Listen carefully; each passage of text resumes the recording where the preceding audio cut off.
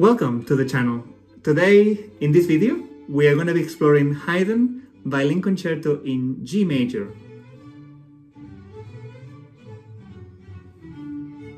This is a wonderful concerto, and it's commonly played by students, but actually is a beautiful concerto on its own right to play and perform. And to be honest, I also think it's a perfect bridge between Baroque and classical concertos. It still has that essence of the Baroque concertos, but with a new language, which is the classical period. So if you want to get ready for Mozart concertos and Beethoven concertos, this is going to be a great pick to get ready for it. So let's listen to it, and then I'm going to go through some of the important bits to start practicing it.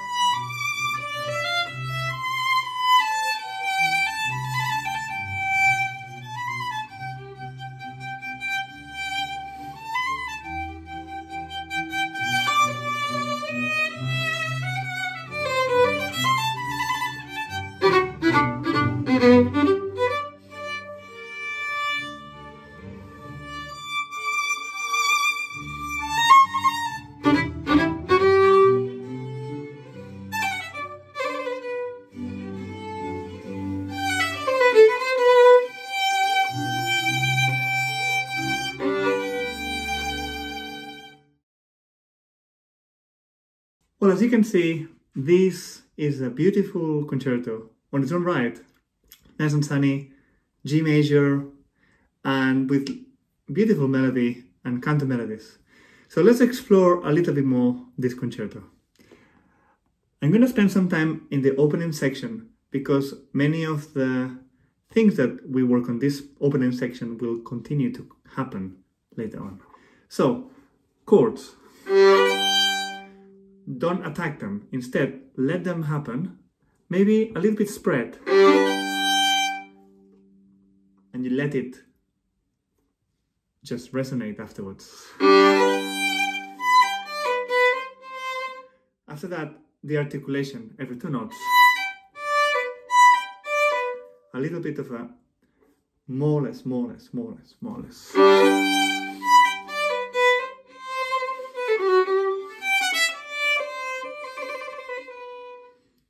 A bit more.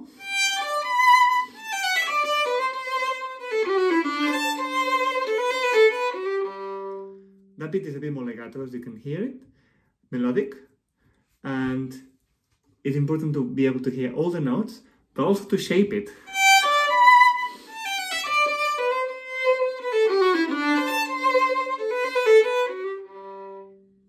And then finally,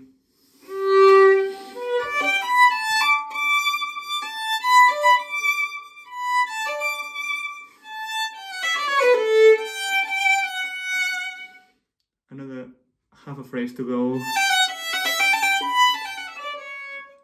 And then from there it's completely different. This we go into more spiccato and a bit wilder, I would say.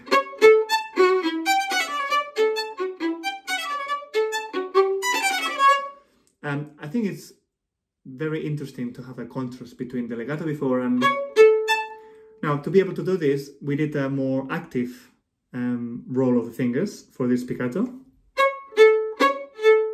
So actively moving the fingers to kind of almost do pizzicato with the bow.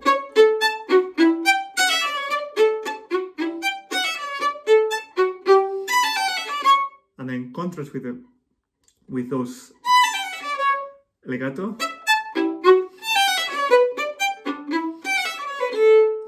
New contrast. Long tenuto notes, but not legato, separate. And then personally, after that I like to do it all separate, so it's a bit more like sautille.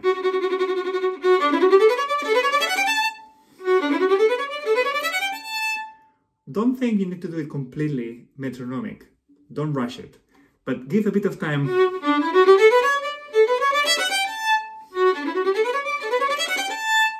to be able to phrase it.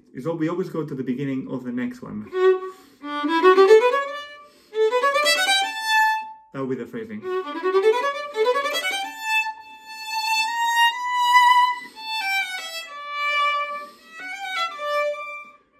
And here,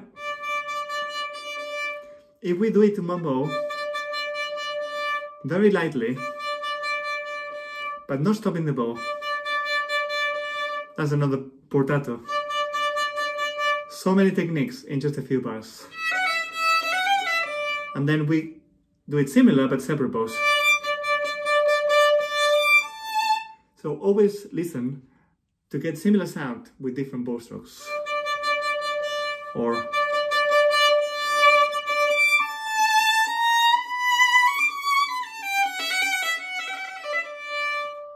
and I love these little notes.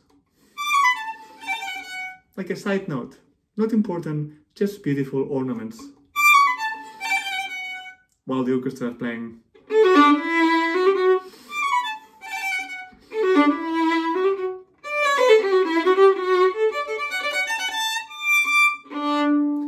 And then, just to finish that,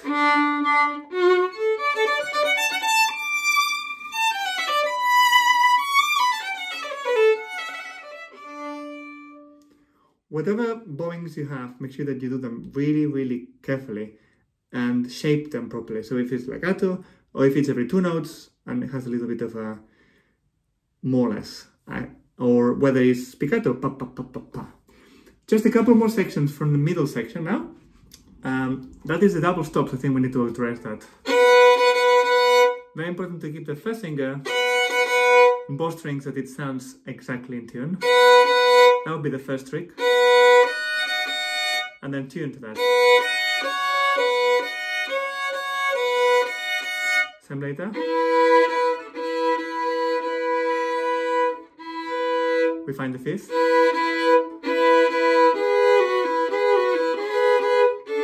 My band is a bit out of tune. So that's the idea. We get that.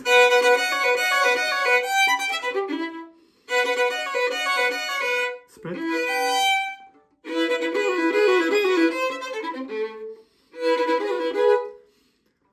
And then we have this. It's quite nice to have it a little bit more on the string when it's louder. Maybe a little bit lighter. Just lighter and just little movements. This is probably my favorite bit.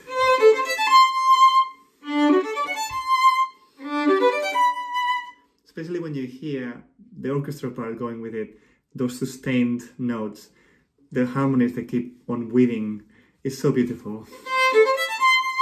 Enjoy.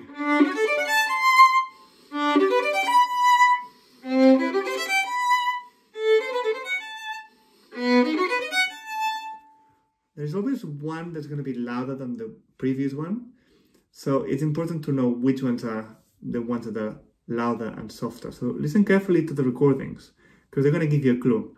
And also think about the harmonies. This is A minor, and then we got into 7th. So that's obviously going to be a little bit louder, and then resolves into G major, and then another 7th, and finally arriving. And that's pretty much everything that we need to know for this concerto. Obviously it keeps coming back in different shapes and different keys, but it's the same skills that we need for all of them. Make sure that you, whenever there is anything repeated, we don't make it boring, and we try to find something interesting, different to do every time. Hope you enjoyed this. Hope you enjoyed this piece. And if you find this helpful, please don't forget to like and subscribe, because there's going to be more tutorials like this. If there's any piece that you would like me to cover, please let me know and I'll try my best. Thank you.